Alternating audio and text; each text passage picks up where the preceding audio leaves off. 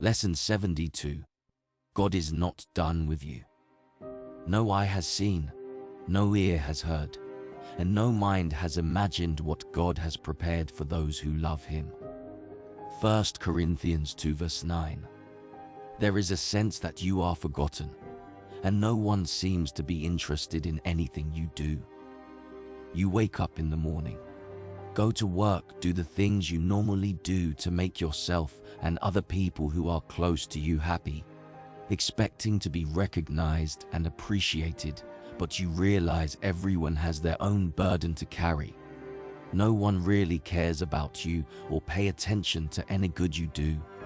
Even to your own children or people who are close to you can disappoint and annoy you at times, even if you try so hard for them. In times like these, our mind turns into judgment mode, and it is where you need to be careful what you say to yourself next. Saying words like "I am not good enough," or "I will never make it," or "I don't deserve to have good things" will not be the words that will come out of your mouth, because words are a living thing, and when you say it, you create something. This is just how God created the world, is through words. He said, "Let it be," and it was. So, we as God-likeness, we should use words for our advantage, not to bring yourself down, but to speak hopeful words that will create your better future. Acknowledge God in your words and make it sing daily on your mind. This will be like your daily prayer. Tell God that you can do all things through Christ who strengthens me. Say to Him, "My God is my shelter and my deliverer in times of trouble." Remind Him of His promises and your faithfulness to Him. Remind Him that He is your shepherd, and you shall not want.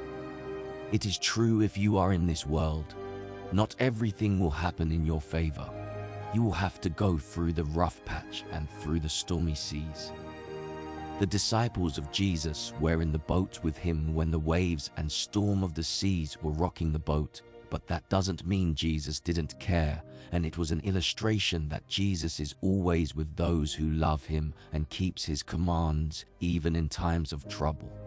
It was until the disciples called on Him is when Jesus wake up and calm the seas. We all have bad moments, but that is not an indication that God has left you behind. But it is a wake-up call to turn your eyes to Jesus and let Him know what you need. He says, "Call unto me, and I will answer thee, and show the great and mighty things which thou knowest not."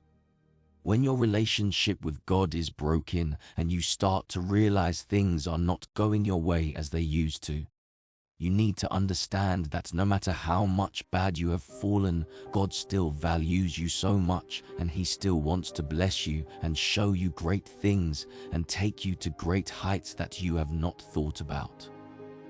But to get to where God wants you, you must be willing to turn around. Stop doing whatever the world or whatever people want you to do and start following what God wants you to do.